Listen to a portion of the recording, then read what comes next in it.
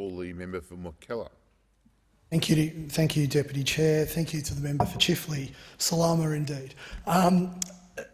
Mr Deputy Speaker, there is without doubt that the most vibrant community on the Northern Beaches is the Filipino community. They are active, they are engaged in our local community, and I'm happy to say, although I bear the scars, they have the best celebrations of all the people, of all the community groups in our area. There are very few celebrations where you are asked to turn up for just half an hour, just drop in. 6 hours later, you find yourself up on the stage dancing and feeling worse for wear at the end of it. Fortunately, there is no video of this incident, and if video does emerge, I will pay cash to see that it is never published. Deputy Chair, and making it worse, Deputy Chair, of course, is the fact that I was actually absolutely sober and have no excuse for my behaviour on that day. Deputy Chair, I'm often asked, where will you find the Filipino community on the Northern Beaches? And the answer is often at St Kevin's DY at 8 a.m. on a Sunday morning. The Filipino community shares some of the great values of so many migrant groups that have come to this country. They have a love of family, as the member for Chifley was mentioning, a love of education. They understand the importance of thrift and saving. They love this country, Deputy Chair. Their belief in fairness, justice and reward for effort is seen in everything that they do.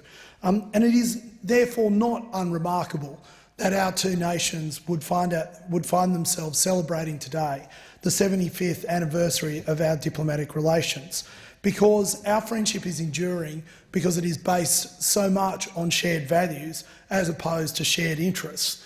The Philippines and Australia find themselves with a sense of mutual respect and understanding. We're anchored in a shared vision of not only both nations, but the region in which we find ourselves and that we share, as one that is open, inclusive and therefore prosperous and resilient. The relationship has been defined by the Filipino spirit, and I apologise up front for my pronunciation, of Banyanahum, and the Australian tradition of mateship. We have stood by each other in good times and bad, beginning with Australia's support for the Philippines' campaign for liberation during World War II. Over the past 75 years, the relationship has gone from strength to strength, built on a strong foundation of people-to-people links. Our historic people-to-people links are exemplified, and I think some of these statistics have been mentioned in some of the previous speeches, but they're worth reiterating.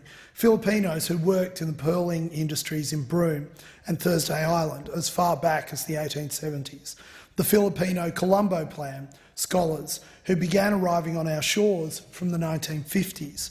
The thousands of Filipinos educated in Australia whose leadership has contributed to the strengthening of our ties, and the 44,000 Filipinos employed by over 300 Australian companies in the Philippines.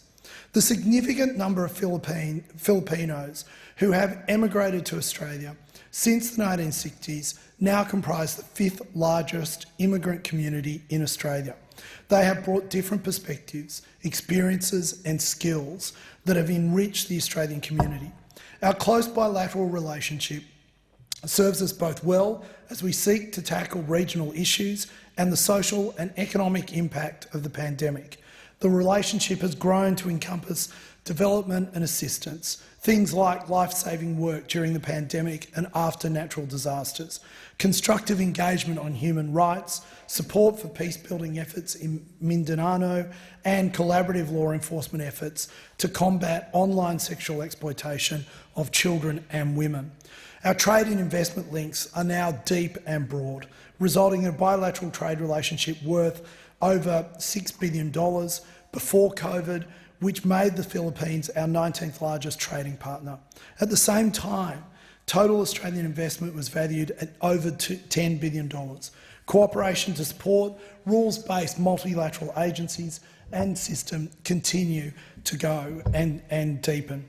Our defence and security cooperation is one of the features of our relationship with the Philippines. Deputy Speaker, there are few nations in our region that we have a closer, more abiding and enduring friendship with than the Philippines, and their community and our nation make a contribution that far exceeds their numbers.